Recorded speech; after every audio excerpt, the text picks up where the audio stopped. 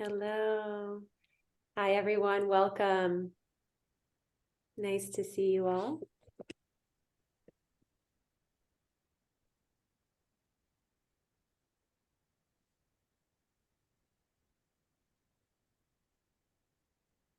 Hello, good afternoon from Sierra Leone.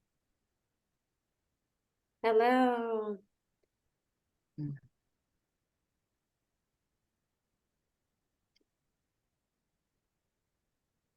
Nice to see you all. Thank you for sharing where you're coming from. We have diverse range of locations today and time zones. Some of us are in the morning. Some of us are joining in evening time. Welcome, welcome. Thank you so much for joining us.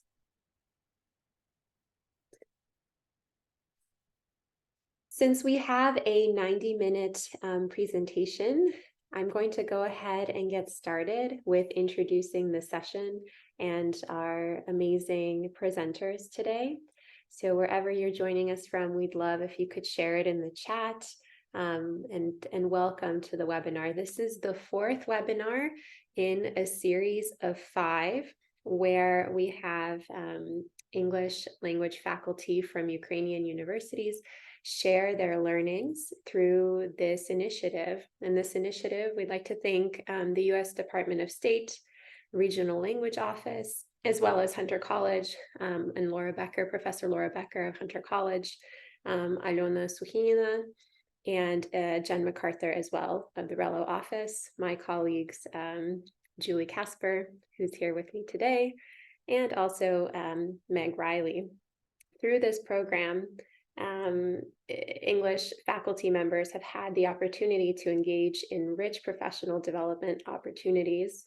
They've explored English language teaching methodologies, teacher observation and feedback, social and emotional learning, among other important things. So this project also brought 15 faculty members to New York City for an exchange and 15 engaged in a virtual exchange.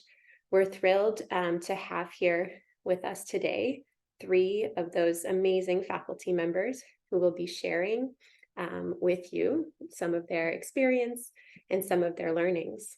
We are presenting to you today on the topic of content and language integrated learning. And our 3 amazing faculty members, Nadiia, Inesa, and Nina, will talk to you about supporting students' needs, interactive notebooks in online secondary school EFL classes, and making choices in teaching foreign languages, specifically in approaches and methods. And first, we will hear from Nadiia. So I'm going to go ahead and introduce Nadiia. After each session, we'll have a short question and answer opportunity. So first, we'll hear from Nadiia Grytsyk, PhD and Associate Professor at the Foreign Languages Department of T.H. Shevchenko National University. Welcome, Nadiia. Thank you so much for sharing your knowledge with us today. And when you're ready, I'll let you share your screen.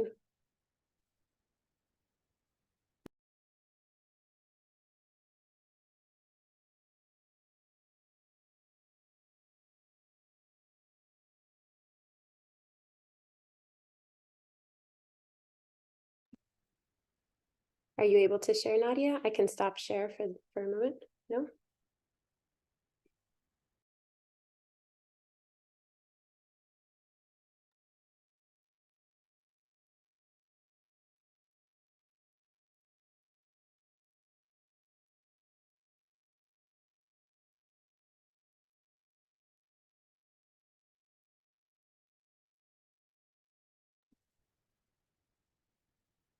How about now? Oh, there we go. Is it okay now? Do you see my screen? Yes, I can see it. Okay. What about the rest of participants? Yep, we can see. Yes, we can see. We can see it all. Yes, we can see. Okay, thank you, my dear colleagues. Today I have a great honor and pleasure to present in front of you, and the topic I'm really happy and thankful and grateful for Regional English Language Office, Childhood Education International and Center for Professional Learning, and today I present the topic of my discussion is supporting students' needs through CLIL. And before we start, I'd like to start with my professional background. As it was already mentioned, I am a lecturer at Shevchenko National University, Chernihiv Collegium, and also I have an opportunity to work on not only with in-service teachers, but I also work with pre-service teachers, where I work as a ELT methodologist at one of our local schools. And also I have an opportunity to be a teacher with the secondary school students. And that's for my background. And what we are going to do during this is our agenda. We are going to talk with you about supportive learning environment, how to set up a supportive learning environment for our students. Also, we focus on CLIL and how CLIL impact on setting up a supportive learning space. And of course, it is very important to add and not to forget about the benefits of CLIL when to organize and build supportive learning environment and strategies which are useful in order to build this supportive learning environment. And as a motto of my today's presentation, I choose the words and the quotation which was said by Sir Ken Robinson. And he emphasized his attention on creating optimal conditions while learning or teaching. And I think that it is very important to develop optimal conditions for our learners and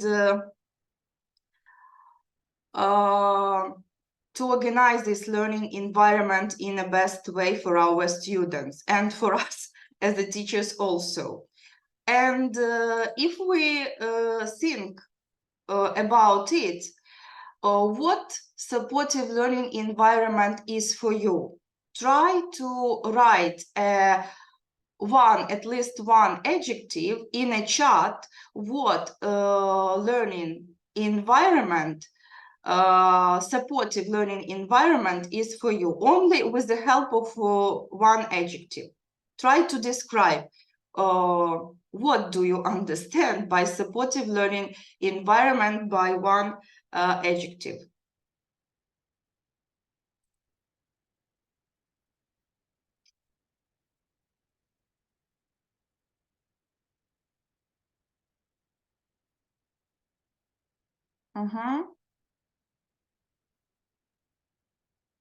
Okay, I see that all of you have ideas, understanding, peaceful, comfortable, friendly, loving, encouraging, caring, loving, encouraging, friendly. Yes, thank you. Absolutely right. You are very close to all of these ideas, and now let's have a look together to the definition of supporting learning environment. If we have a look at this definition, which is taken from the internet, you will see that there are some words, some adjectives, which are the same as you have already mentioned in a chat. These are the synonyms. And this is a space which is safe and includes effective and fair use of appropriate discipline practices and promotes positive student outcomes and teacher practice. So, and this is very important while you creating your positive and supportive learning environment where you work with your students. Today, I'd like to share with you my idea of what supportive learning environment is. And I'd like to share some principles which I use in my teaching practice. And the core for all my principle is less is more. This is like a background for all the principles I use in my teaching practice. So the less is more, principle number one. Less teach, but try to guide more. Because if you give people a good enough why, they will always figure out the how, and they will always find the way how to get their destination. This is very important to do in the 21st century classroom, because you are not a teacher in the 21st century classroom for your students. You are a guide. And as one of my colleagues said, that you are like a navigator. Teacher of the 21st century is a navigator to his students. And also, I've mentioned the TTT. It means that when you guide your students, when you activate learning of your students, you will reduce your TTT, teacher talking time. And of course, you, in such a way, you will have an opportunity to take care about yourself, and even will have an opportunity to tea time together with your students, even in some cases. And even now, tea time together, it's also possible if you reduce teacher talking time, but not in case today, because we are presenting and sharing experience, but in case of organizing supportive learning environment with your students, it will be a good idea. And this is principle number one, which I use in my teaching practice. If we talk about principle number two, I try to do less competitions, but try to do more collaboration practices with my students, because coming together is a beginning, staying together is a progress, and working together is success. It was said by Henry Ford, and it's absolutely true. Try to organize more collaboration with your students, and try not to make and organize competitions with your students, because in such a way your learning environment won't be supportive. It will be like a judging environment. Try not to be patronizing to your students. Try to be more supportive and give your students an opportunity to work and practice together. Another principle, which is also very important and I use in my practice, try to use less control, but give more freedom to your students. A good teacher will lead the horse to water. An excellent teacher will make the horse thirsty first. And this is all about motivation. This is what we usually think, and we have to do all the time. This is very important not to forget to motivate our students, to keep them hungry and to keep them thirsty. And also in such a way, your learning, your students will be always busy and your teaching will be easy. And principle number four, which I use in my teaching, this is less stress and more take care about yourself and students' needs. Try to avoid stressful situation in your classroom environment, because the best way to make children good is to make them happy. And of course, you will tell me that we just only teachers, we are not parents of our students, but we shouldn't forget that they are also people. They not only our students. And this is a good idea to use pyramid of needs by Maslow, because we all human beings, and of course we all have different needs. And first of all, if we want to help our students, we have to take care about ourselves. like an example with air mask in an airplane. First, help yourself, and after that, help your students, and give them support. In such a way, you will be supportive teacher, not patronizing teacher. Okay, and one more, and very important, I think, principle is to use less tests in your learning environment, but try to add more student-friendly assessment.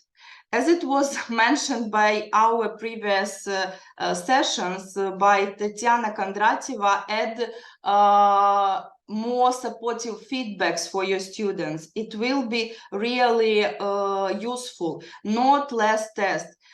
This is the most popular picture which is taken from the internet, and I'm sure you understand the context of this picture. We are all unique, we are all special, and the 21st century, we shouldn't forget about this, because Albert Einstein once said, everybody's a genius, but if you just...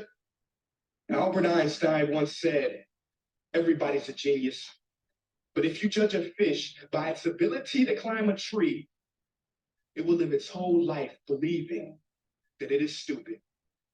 Ladies and gentlemen of the jury, today on trial we have modern day schooling. Glad you could come. Not only does he make fish climb trees, but also makes them climb down and do a 10-mile run. Tell me, school, are you proud of the things you've done? Turning millions of people into robots, do you find that fun? Do you realize how many kids relate to that fish swimming upstream in class, never finding their gifts, thinking they are stupid, believing they are useless? Well, the time has come, no more excuses. I call school to the stand and accuse him of killing creativity, individuality, and being intellectually abusive. He's an ancient institution that has outlived his usage. So, Your Honor, this concludes my opening statement, and if I may present the evidence of my case, I will prove it.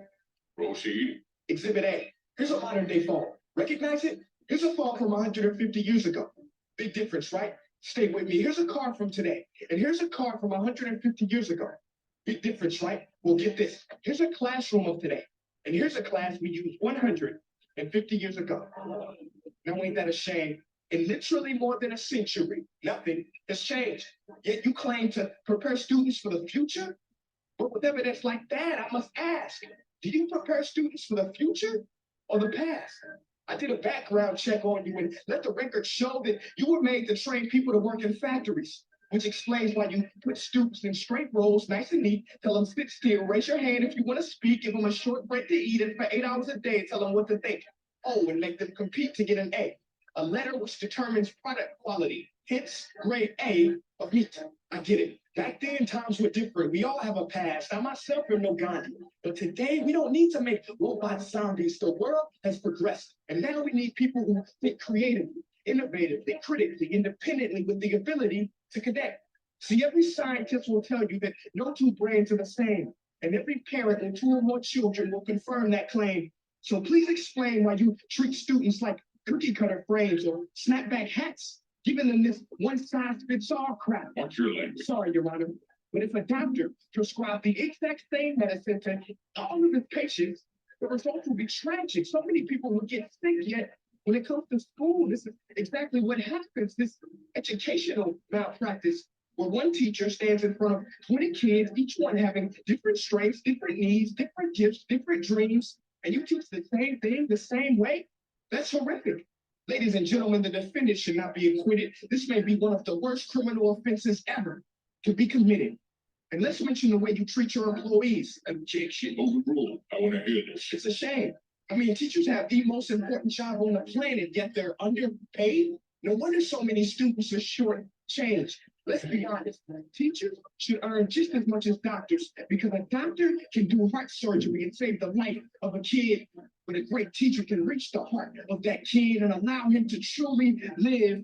See, teachers are heroes that often get blamed, but they're not the problem. They work in a system without many options or rights. Curriculums are created by policymakers, most of which have never taught a day in their life, just obsessed with standardized tests They think bubbling in a multiple choice question will determine success. That's outlandish. In fact, these tests are too crude to be used and should be abandoned, but don't take my word for it. Take Frederick J. Kelly, the man who invented standardized testing, who said, and I quote, "These tests are too crude to be used and should be abandoned." Ladies and gentlemen of the jury, if we continue down this road, the results will be lethal.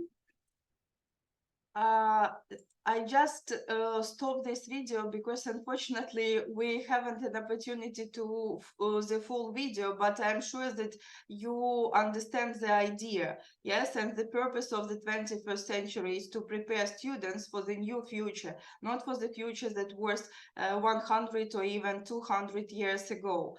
And of course, to tell you the truth, this is one of my favorite inspiring motivation speeches, and always when I am sad and my students did something wrong, I always watch this video, and it's like a magical medicine and helps me. Okay, and of course, as the teachers of 21st century, we should take care how to find the ways in order to organize supportive learning environment for our students. I started also thinking about this and started experimenting. And what I investigated. Albert Einstein once said, "Everybody's a genius." CLIL. This is a new really technology that was created in the 21st century. And before, I'd like to ask you, what do you think CLIL is? Teaching math in English, the math teacher teaches in English, the English teacher teaches math, or math and English teachers co-teach? Just write an answer in your chat. If it is 1, 2, or 3.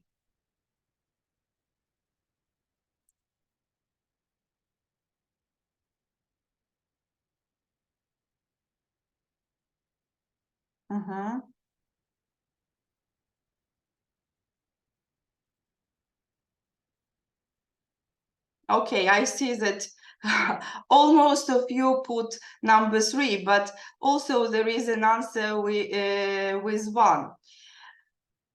And let's continue and let's move on forward.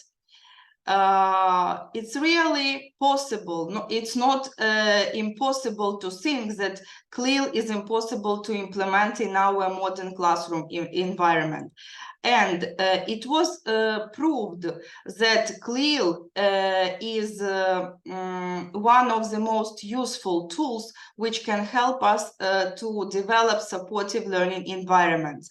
And according, if we have a look at the definition, which is suggested by the father of CLIL, it is said that CLIL refers to situation where subjects or part of different subjects are taught through a foreign language and have 2 aims, not only just to study languages, not only just to study different subjects or contexts, but 2 aims, and they are mixed together with the help of foreign language, because foreign language in this case like a vehicle, like a tool in order to get some other knowledges. And it was proved by other methodologies that learning is really effective and meaningful if we teach language contextualizing and integrated with context. If you would like to add more information about this, you may read a work which is written by Lightbound about how languages are learned. And of course, it's not an easy task to put CLIL into your classroom environment. And of course, there are a lot of difficulties for, I'm sure that you will agree, that it's not an easy task to implement CLIL, and it is challenging for teachers, and it is challenging for students also. And in order to avoid these difficulties which can teacher can face, Sorry. So Nadiia, we're at about 20 minutes. So my apologies, but we'll pause there and see what questions there might be from anyone in the audience. If you have a question for Nadiia, you can put it in the chat or you can unmute and ask it out loud.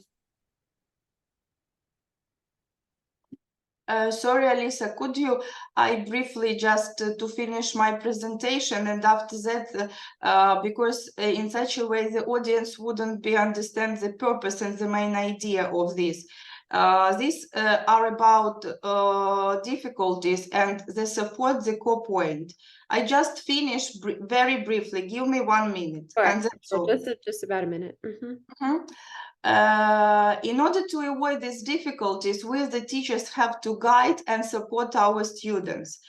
And support, this is the same as scaffolding, because learning happens really in the environment, not teacher-centered, but in a supported environment, as it was said.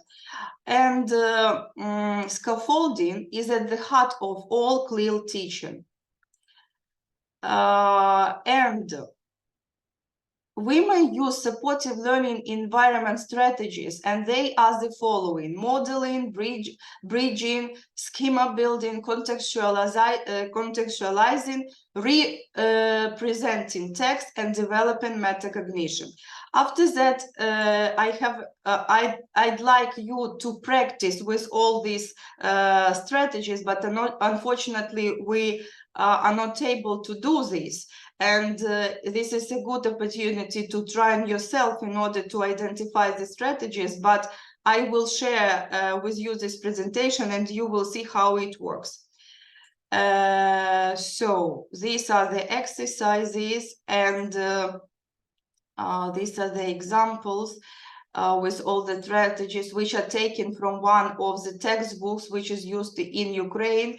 It is Express Publishing textbooks on screen 2 and 3, where CLIL materials are implemented. And sorry, this is a video of one strategy I use in my classroom with my students. And of course, CLIL have a lot of benefits. And because it allows more personalized, personal-oriented learning, improves students' communication skill, and helps students to prepare for the future. And if we talk about CLIL, like transformation from different points to a new way of teaching, what's happening? Teacher of text as authority transformed to students creating meaning. Teacher impacting knowledge transformed to teacher forming knowledge. Learning should be fun, transformed to learning should be challenging. And thinking develops naturally. Transformed to teacher can facilitate thinking. So thinking about thinking, this is about metacognition, not about cognition. It's also very important in the context of CLIL. And of course, I'd like to have a reflection stage during my session, but unfortunately we are not able. Maybe in such a way we will have a discussion with you. Thank you very much, Nadiia, for your thoughtful presentation. I think we have about a minute, so we can take perhaps one question or comment before we proceed. Olena, yes, I see you've raised your hand. Thank you so much. Good evening, everyone. Thank you, the presenters, for wonderful presentation. It was extremely interesting and instructive. The only, not a comment, a question, really. Yeah, Nadiia, to you. On a slide, it was scaffolding versus support. So honestly, I didn't quite get it. Why versus? No, just for me, they are very synonymous. Yeah, perhaps so in CLIL, it is implemented in a little bit different way. So how do you distinguish between support and scaffolding, or they are just synonyms for you? These are totally the same. In order to organize scaffolding, CLIL is all about scaffolding, because this is a challenging technology for students and for teachers. And that's why maybe this is like a metaphor in my context, in my presentation. And due to this is not different. These are totally the same. I see, because it was versus, that's why I decided there is a battle or No, opposite. no. Okay, good. Thank Thank you. you. Thank you very much. Thank you, Elena, for your question. And thank you, Nadiia, again. What a lovely presentation. So wonderful to hear from you. And we will be sharing these materials after the session with attendees as well. So if you'd like to look through Nadia's presentation, or you have additional questions and want to reach out to her, we encourage you to do so. I'm now going to introduce our second speaker. I am excited to hear from our faculty member, Inesa Melnyk, who is the associate professor at the English Pedagogy Department in Vasil Stefanik Pre-Carpathian National University in Ukraine. Inesa, welcome. We are excited to hear from you. I'm going to go ahead and stop sharing so you can pull up your slideshow. Okay, thank you. Hello, everyone. I'm very happy and honored to be here with you today and to have the opportunity to share my experience in creating interactive notebooks in online secondary school EFL classes. So as it was said, yeah, I am really an associate professor, but I'm also a passionate educator about enhancing EFL learning experiences. Today, I'm excited to guide you through the world of interactive notebooks in online secondary school EFL classes. The session is designed to be both informative and practical, and equipping you with the knowledge and tools to transform your online teaching. So let's take a closer look at our agenda. In the first part, we'll discuss the definition and the nature of such traditional interactive notebooks and its digital tools, as well as talk about the importance of such notebooks in EFL classes. And for sure, we need to understand why we need them in our practice. So in the second part of our webinar, I will provide a step-by-step guide for creating a digital interactive notebook and demonstrate the use of a Google Slides platform for designing this tool. And at the conclusion, I hope we'll share our ideas about maybe other variants of using digital interactive notebooks. And I'm open to your questions as well. So nowadays, much research is directed towards interactive hands-on learning, as it is effective for learners. Interactive notebooks in the context of EFL education may be traditional ones and digital, on digital platforms or tools that transcend traditional note-taking. They provide an engaging dynamic space for students to actively participate in the learning. So what is interactive notebook? Have you ever tried traditional interactive notebooks? So write maybe in our chart if you had such experience. So they can seem daunting in the beginning, but provide you students with a meaningful resource they can come back to for years. Interactive notebooks in their traditional form are your students go to resources where they can refer to any concepts they have been taught in class.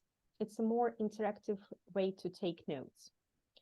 8 years ago, I was lucky to have the opportunity to work with the secondary school students of different levels, primary, secondary, and high school, and today I'm pleased to share my experience of implementing interactive notebooks in my practice, and you will be able to see the presentations of my students' own lab books, projects, works. It's so interesting to observe their works now, and while preparing this presentation, I felt a great variety of emotions. All of my students have already finished school. Some of them have already even graduated from the universities, but they still have the memorable moments of our English classes. So, have you ever thought, is a lab book and an interactive notebook the same thing?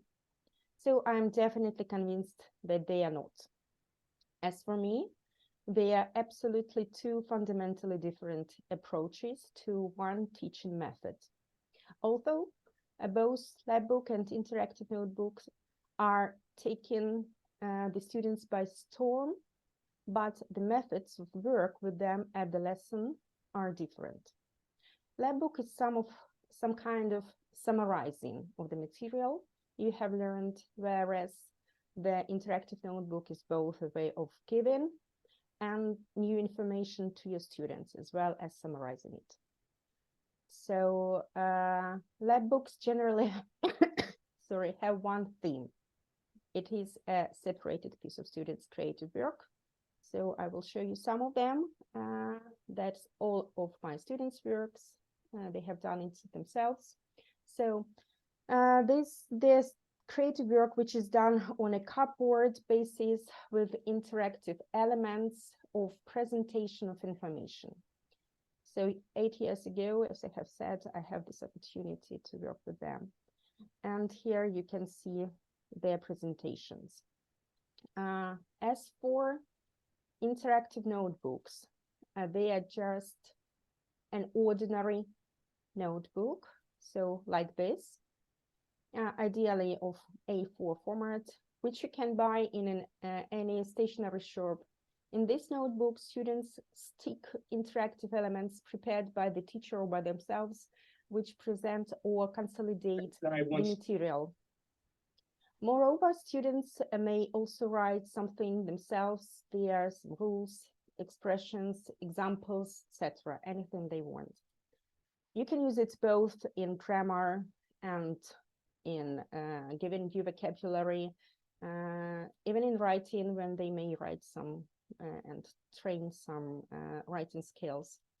So, and now let's speak about digital interactive notebooks, because the topic of today's session is how we can transform it into digital way.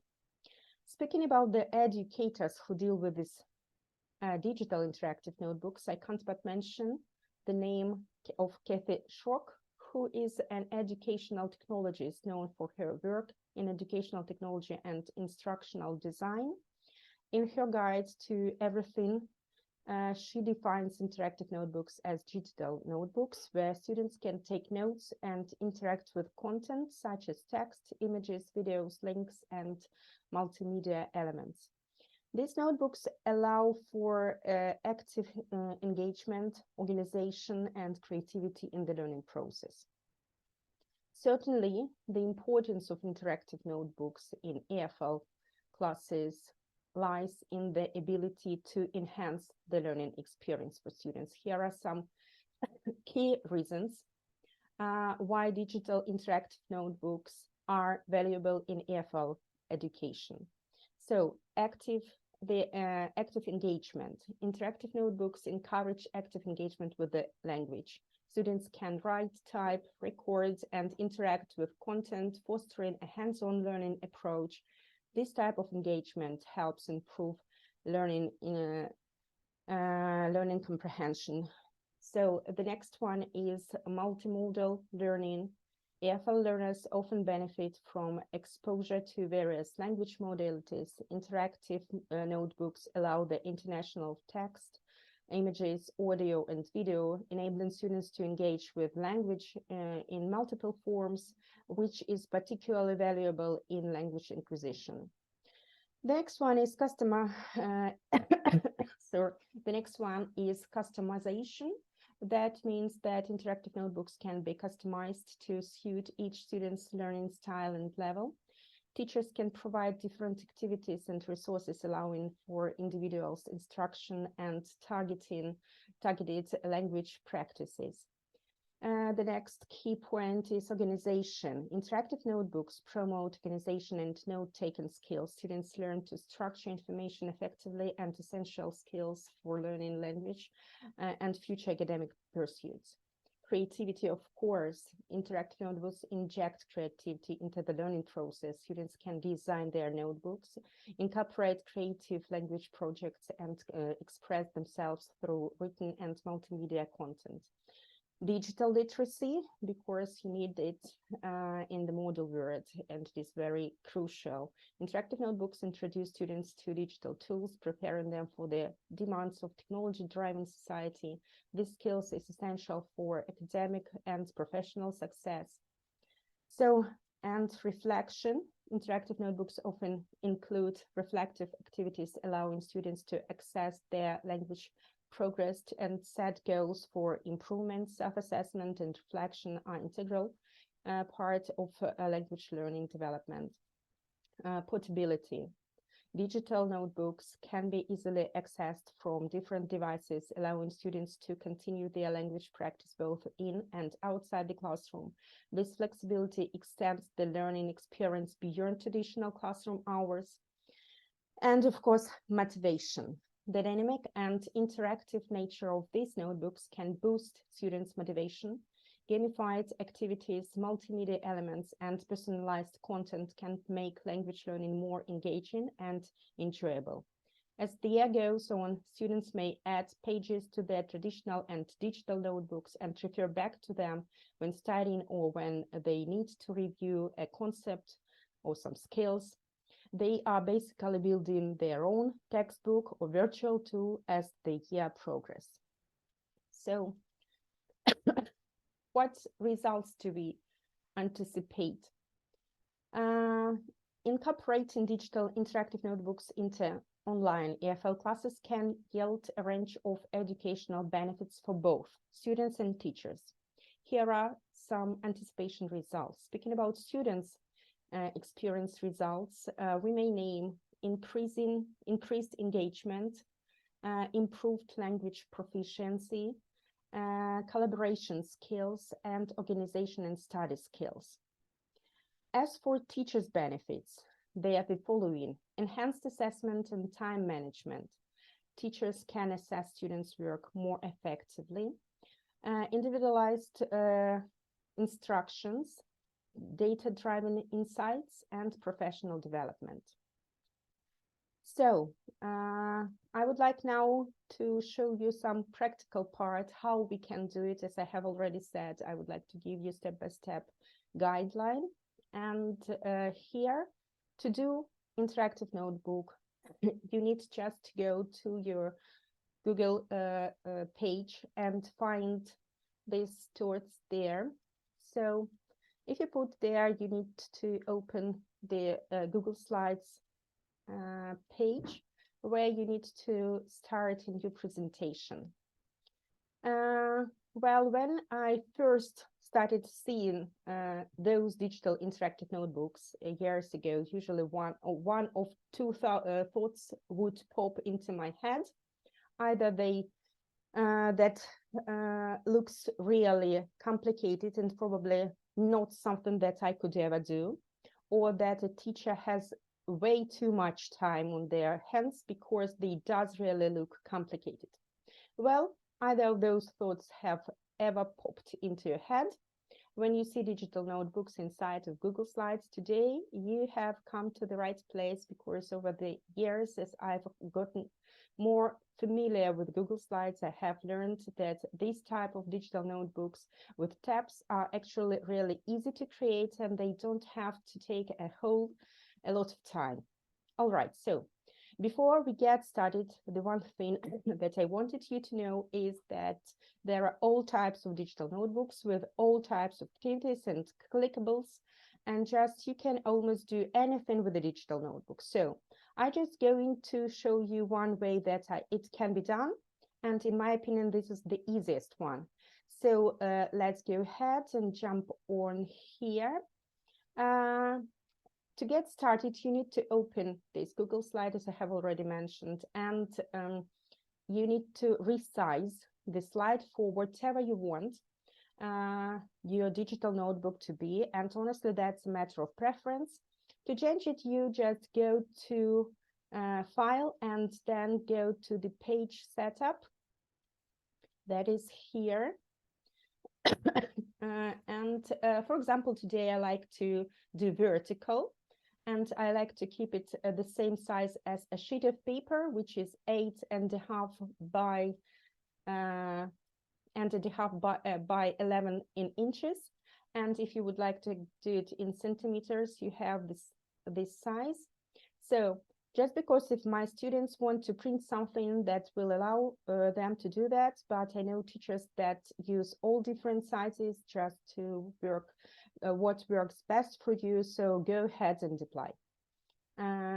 Then you need to go to the slide and to choose here the edit theme. That is the purpose of this is to enable students to move and change your background. So anything that you edit here in this master view, that is, you need to show, you have this master view, then it can't be changed. Students won't be able to change it anyway. So the first thing I am going to do is to delete all these slides that are already here, so you don't need them, and just find any background of any notebook you would like to have. You can design your cover however you want. So I'm going to do it like this. You just need to go to any Google page and search for a notebook cover, and I actually like this. So you need to stretch it a little bit, and you see I didn't have it come all the way to the top, because this is where I'm going to add my tabs in, as I also want my students to write their names, and so I just need to make it like this. I need to add some text box here, and you will write anything you need. I have the course of developing intercultural competence for my students of the 4th year of studying. I can put any information there and give them, and they will also be able to do some exercises if I want. So you can put all these tabs in the on the upper part, and in order to do it, you need just to put the shape and to choose any. For example, I wanted this one. You can choose it, and you can paste, and you can just put it like this, and you can also do it as many times as you want, as many tabs as you want. For example, I have done 3. You may do any number. You need to fill the colors. I wanted to make it gradient to look it a bit more attractive. And you need also to put the names of your tabs, session 1, 2, 3, anything you like. So, and you need to put one more slide. That will be the session number 1. So, and you need to put here any background you want. I wanted to make it like a notebook. So, and what is the most important here, you may put the link to any session slide for students just to click on any of these session slides, and they will have the information automatically on that slide they have click on. So if you do it like this, you just then you may do 3 session slides, and you need to leave this edit version and go to this point in order to see how many slides you have. That is very important, because in order to make links to these slides on the first page, you need to have all of them, and that all of them work here. So in order to do it next, what you need to do is just to add the link to every slide. You can do it here to put insert and then to add the link. When you click on this link, you have the next slide or the first slide, so you can just click on this link, and your students, when they click on any session 1, 2, or 3 tabs, they will go straight to that picture. So that is all for now. I hope that it was quite informative for you. And if you have any questions, just you may write it there. Thank you. Wonderful. Thank you, Inesa. And I loved the demo at the end. I was trying to experiment with it myself a little bit. So great. Thank you. Any questions for Inesa, please unmute your microphone or type in the chat if you have something you'd like to ask her or if you have a comment.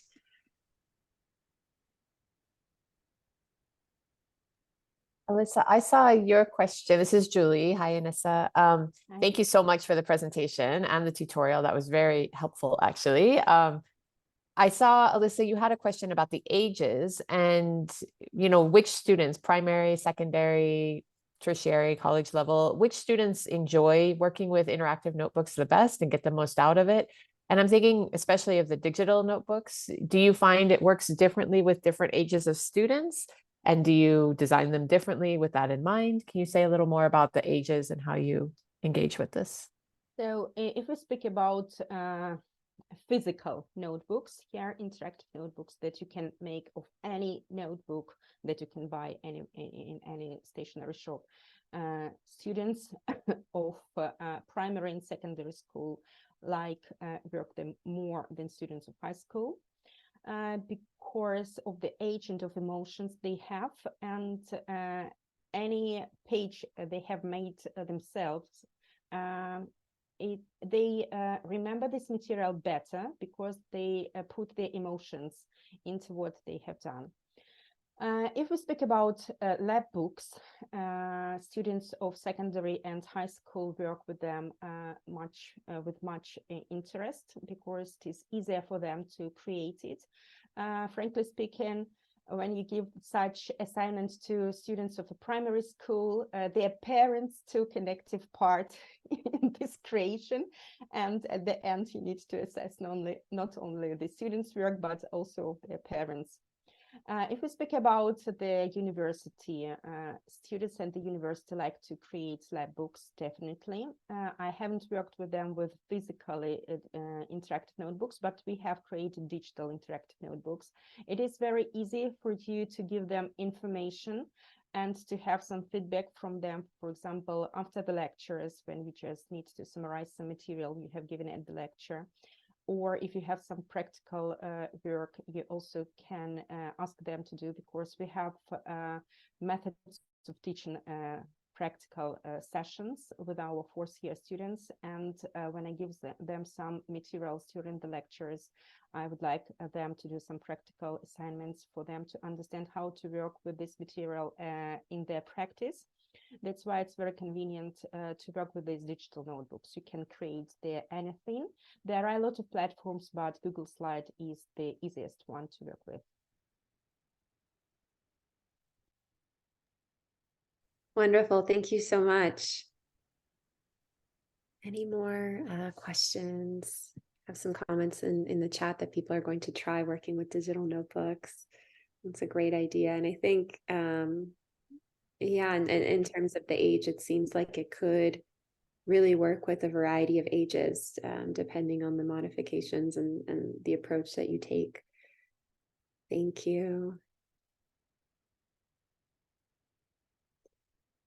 Are there any more questions or comments for Inesa? If there are no comments, we can proceed with the next presentation. Alyssa, there's a request for some examples of digital notebooks. So Inesa, I don't know if you have any that you can share even as a PDF or something, maybe, if possible in the chat, but thank you. I will try to do it now. If not, I will just send you, and maybe later when you are going to and share our video recording, we can put it there. Excellent. Thank you so much. Okay, I'm thrilled now to introduce our final speaker of the day, who will be talking about making choices in teaching foreign languages in regards to approaches and methods. I'm thrilled to welcome Nina Khrystych, PhD in Pedagogy and Associate Professor in the Department of Foreign Philology, Translation and Teaching Methods at Hrigori Skovoroda University in Pereyaslav. So welcome, Nina. I have your presentation queued up and I'm going to pull it up. We're thrilled to have you with us. Okay. Thank you, Alisa. Good morning or good evening, everyone. Let me express my gratitude to the Center for Professional Learning, Childhood Education International, CLIL and TESOL in Ukraine. Welcome to my presentation, Making Choices of Teaching Foreign Languages, Approaches and Methods. The analysis of the current situation in Ukraine underlines the fact that the society recognizes the importance of learning foreign languages in the context of wartime and post-war perspectives. The study of foreign languages is focused on the formation of the necessary language and social-cultural competencies in the educational and real communication. Next one. The various approaches to teaching foreign languages provide effectiveness of teaching. The choice of one method alone may not be right in many situations. We suppose the more approaches the teachers apply, the more effective can be the result of learning languages.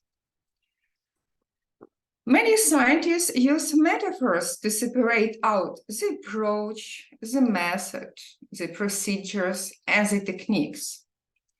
We cite David Valenti, who turns to the art of cooking.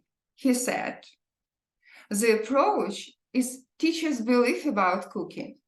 The method is a recipe book. The procedures are actions such as mixing, chopping, marinating, etc. The techniques are how we mix and chop.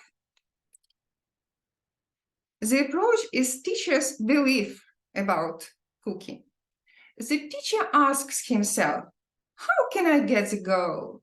How can I present the material? How to prepare students for testing? The method is a recipe book. It's a lecturing and explaining, problem solving, questioning, practice, and drill. The procedures are actions such as mixing, chopping, marinating, etc. Which activities will be the most effective? Listening or speaking or reading or writing. The techniques are how we mix and chop, for example. Which tools should I take? What is the easiest way to explain the rules? Which examples will be the best?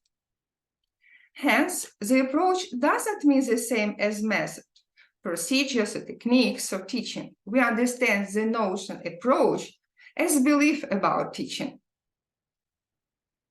The most popular beliefs or approaches in English as a foreign languages are communicative, cognitive, pragmatic, conceptual, cultural, informative, innovative, individual, and many others.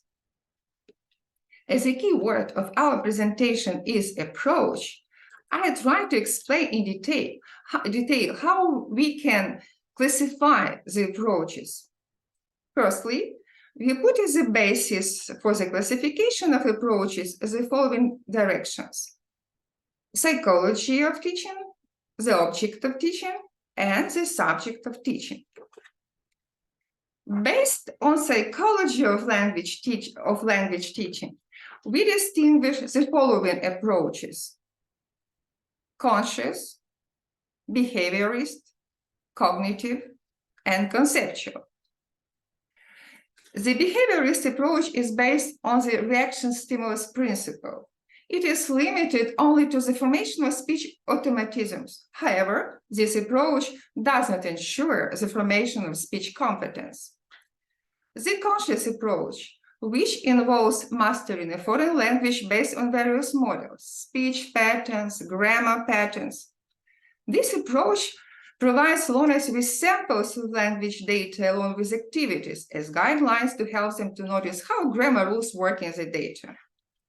The cognitive approach is considered as a combination of systems of perception, understanding, representation, and information.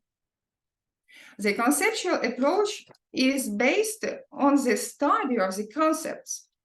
It includes the processes of perception, categorization, classification, and experience. It shows how knowledge is accumulated, which system provides various types of information activities.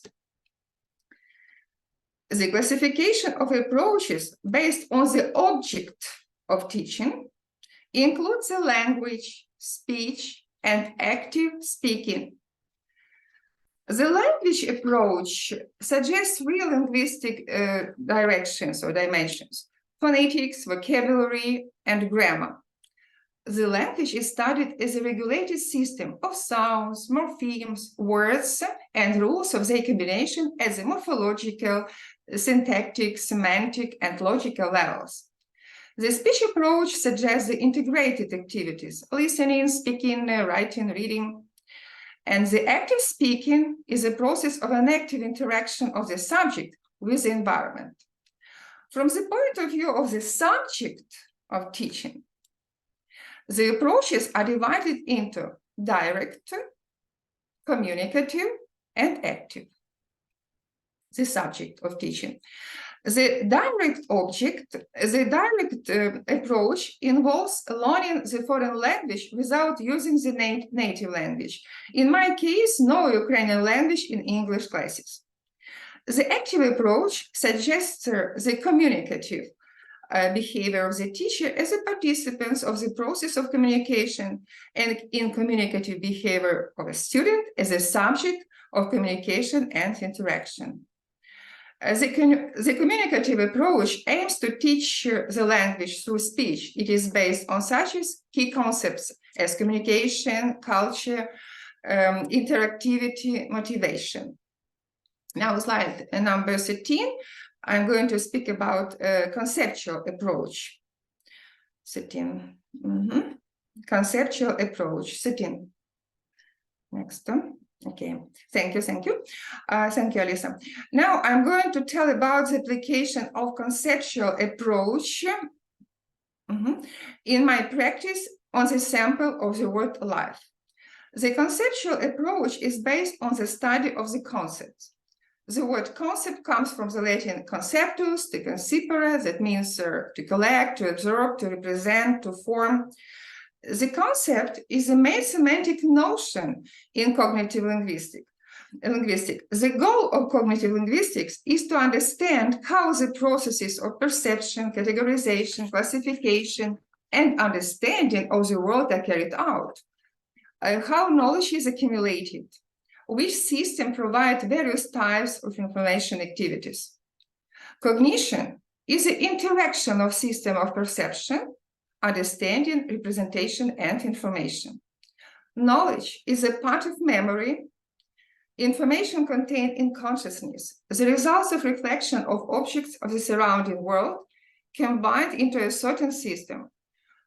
These are data obtained in the course of such sorts processes as induction and deduction, inference reasoning, association, as well as operations of comparison, identification, recognition, categorization, and classification of objects. Data represented by various cognitive structures, frames, script, prepositions, images, etc. It is due to the relevance and importance in human life that knowledge becomes an element of culture. At the same time, knowledge is a product of culture, since the process of mastering the rules, norms, and stereotypes of thinking developed by previous areas by a person occurs through the inclusion of knowledge into the real historical practice of people belonging to the corresponding cultural community.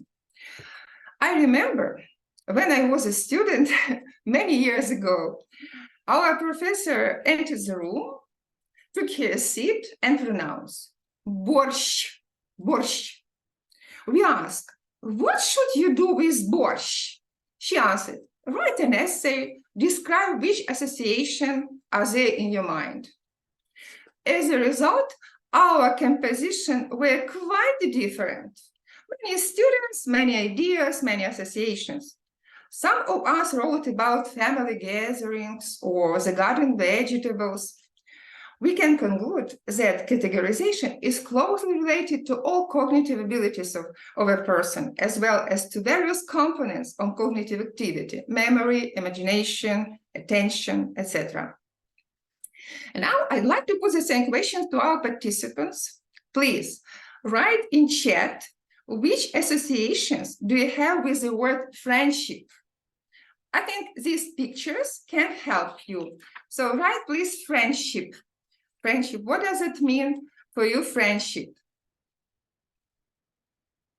Nowadays, the friend concept has another meaning because we call a friend anybody from LinkedIn,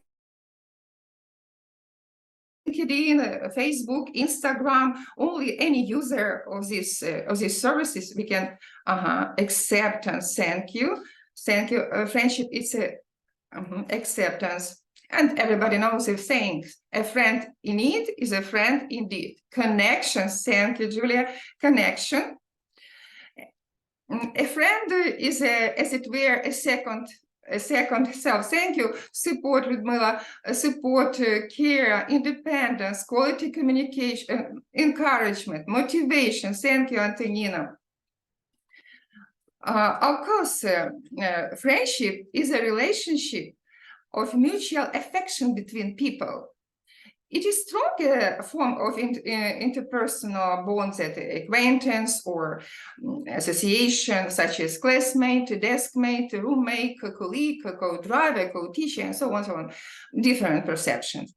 This is because knowledge is a set of information deposited in consciousness, as part of memory. Distinguish between linguistic knowledge, knowledge of the language, grammar, vocabulary, knowledge of the use of language, knowledge of the basic of speech communication, and extra-linguistic knowledge, knowledge of the situation, the student, his goal, plans, ideas, and knowledge about the world, and so on. And now, I'd like to present how I apply the conceptual approach. I took life concept case. Actually, in a global sense, the urgent issue is the survival of human beings, and the youth must be ready for life in new conditions. The fate of mankind depends on the integrity of the consciousness of each person, or whether he or she is able to be guided by the principle of what ethics, the essence of which is to preserve life on the earth. The students must be keenly conscious of life values, as they must understand the semantic of the lexeme life. This is a fact that there are three dimensions of a concept: notional, figurative, and evaluative. From the semantic point of view, the nucleus of a concept is a dictionary what meaning, as the material of dictionary may offer linguists the broad opportunities in revealing a concept content as well and its peculiarities of the verbal expression. The etymology of the life concept are revealing the ways of language knowledge genesis. In it may also contribute to the peculiarities of a concept analysis. It is from the concept that a semantic space of a specific language is formed. Meanwhile, the semantic space may be the evidence of the knowledge structure in a national manifestation. Thus, the cognitive activity of students may be viewed as an aim at revealing the sense of life.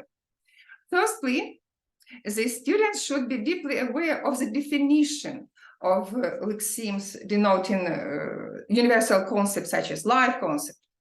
They must use the different lexicographical resources, dictionaries, to find out its meaning. They use the dictionaries, Collins, Longman, Webster, Oxford, any dictionaries they can use, online or paper dictionaries.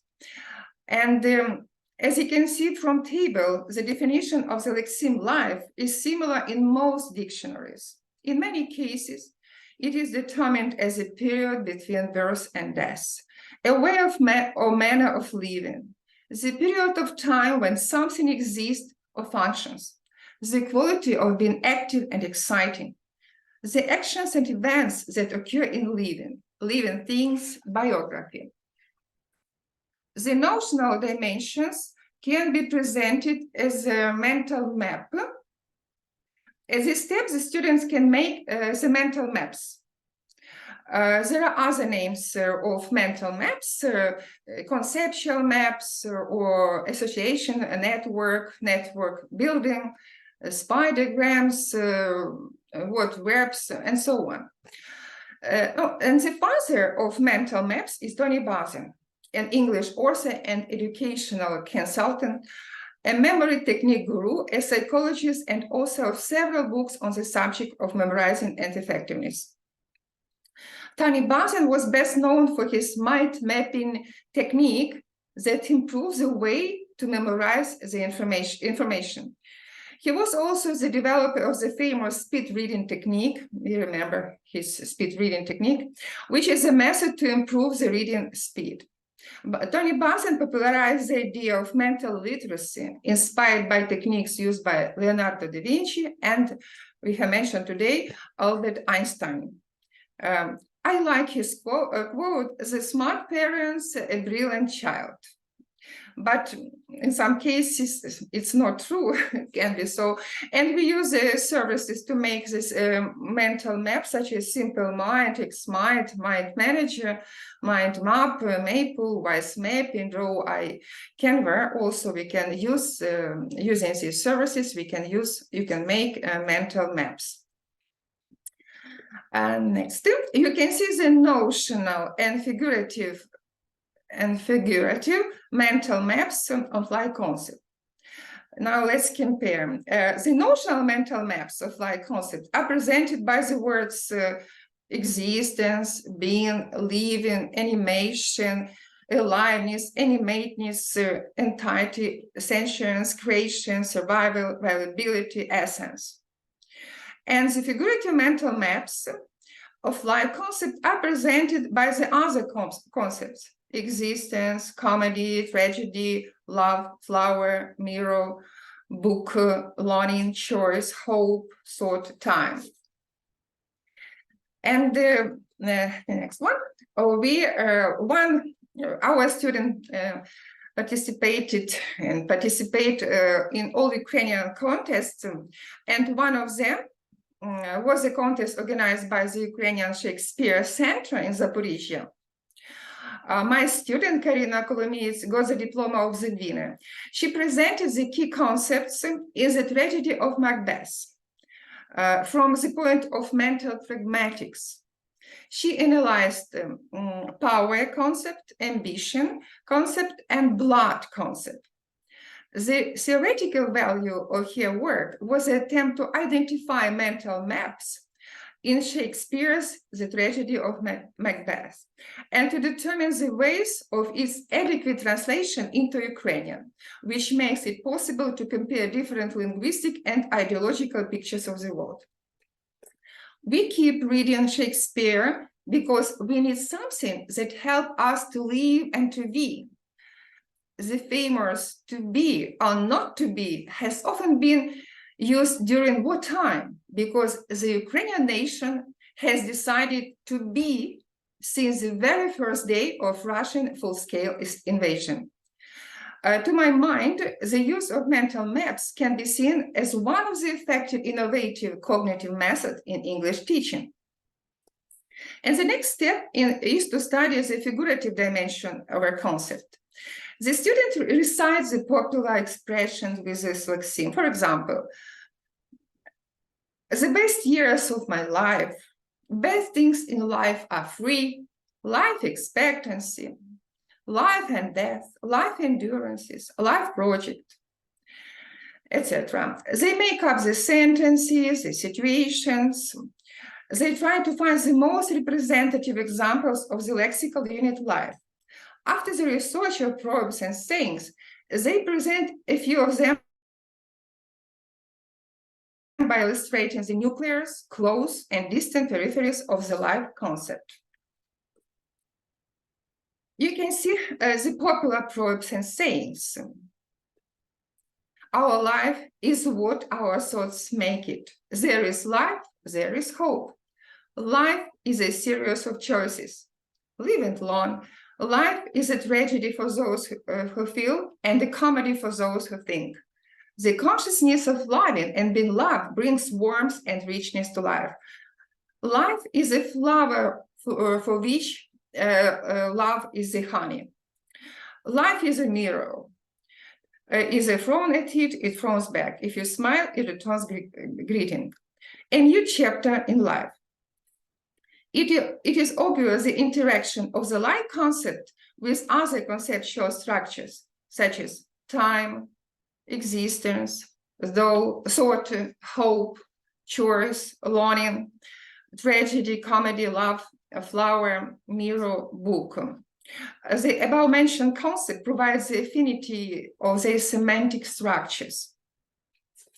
Now, a few words about evaluative dimension. We consider such means of verbalization explains different conditions of life. For example, peaceful life and life during the war. We reinforce our investigation by the quotes. Life is hard. Life will break you. You have to love, you have to feel. It is the reason you are here on earth.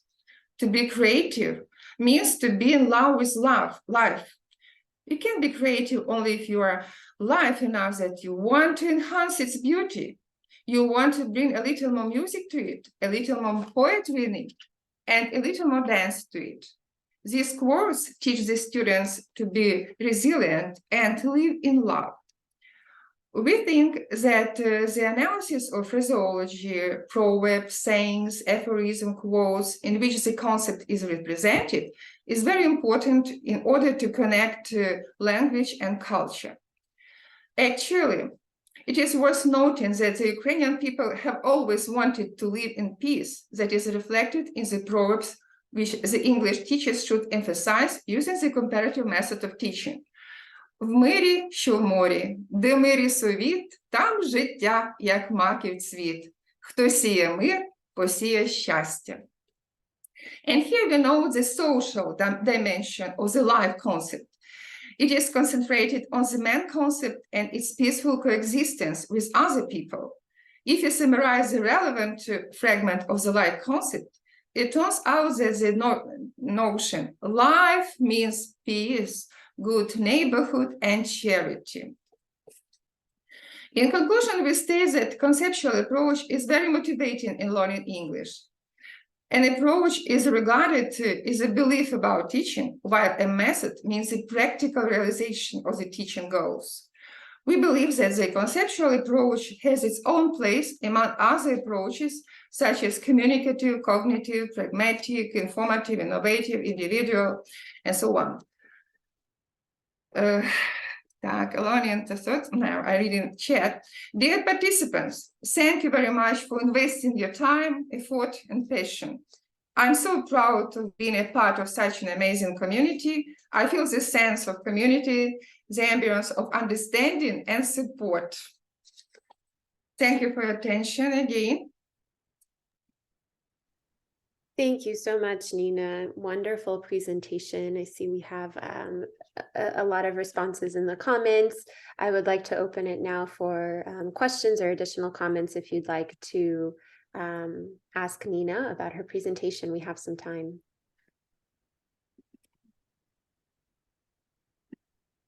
Thank you very much. There are different kinds of work, of sentence, of exercises we can do.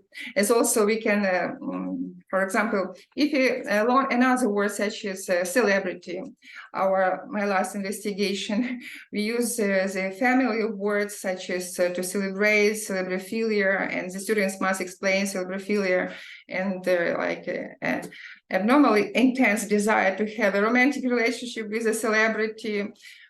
We read the newspapers, we analyze, and we work, we live and work. Thank you very much. Thank you, Nina. I see Julie has raised her hand. Julie, please go ahead. Nina, thank you. That was so interesting and wonderful and made me think about life in so many other ways. I just really appreciate you centering life in this presentation and in this community today. Thank you for that. I'm wondering, this conceptual unpacking of one word, just taking one word, looking at the notional aspects, the linguistic aspects, looking at the conceptual aspects of it, or what you were calling the figurative, and then as well as the evaluative aspects. How long does that take in a course? When you're teaching a course, do you spend 1 week on one concept or one word, or do you spend a month on one concept and one word? How does that look in terms of the curriculum? I'm very curious. Thank you, Julia, for your question. We can take any word. It depends on student's choice, but I try to concentrate the attention on the words denoting world meaning, such as life or learning. Also, it's very important. Work, childhood, or for example, happy childhood or unhappy childhood. In my childhood, we say happy childhood. Now we cannot say that childhood for our children. It's unhappy period of childhood, but we must survive. And we are more friendly at the time. And I take into account any desire of students and any approach. It's a student-centered approach on the whole, we can say, student-centered education. So we study also polysemy we can use, and synonyms, antonyms, and other linguistic dimensions can study. Thank you, Julia.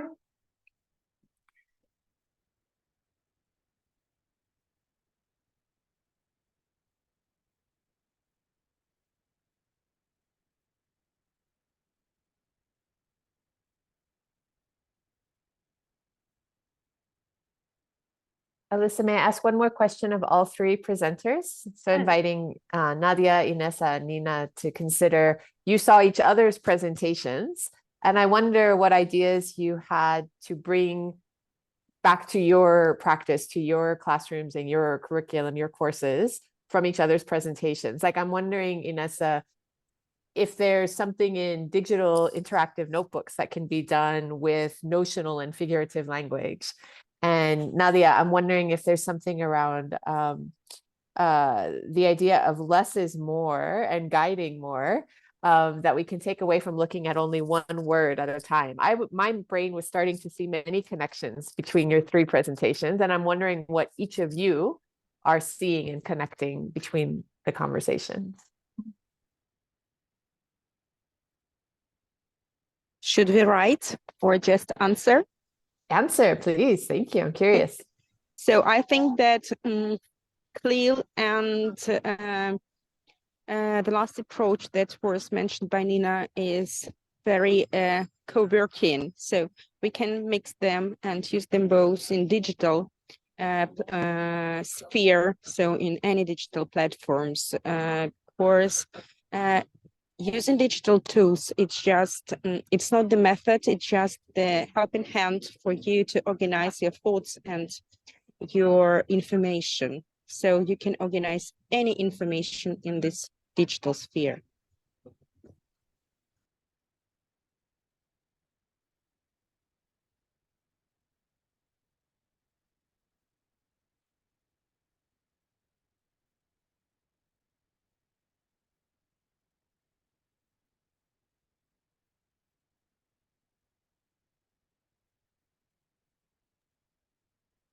Thank you, Inesa. I don't know if the other presenters want to give some feedback on that or to respond.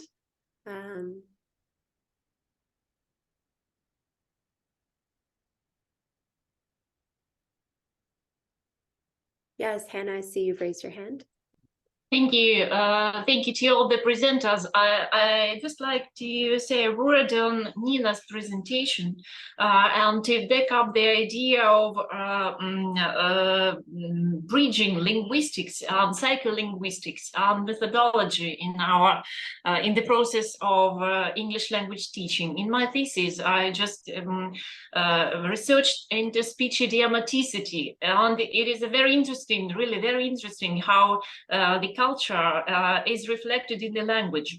And perhaps when we try to present some linguistic phenomena as part of the culture and to explain how speakers of different languages pick out different variants from the range of possible, we also dwell upon the context, and it is kind of CLIL, the content-related learning. We start talking about linguistics, about culture studies, about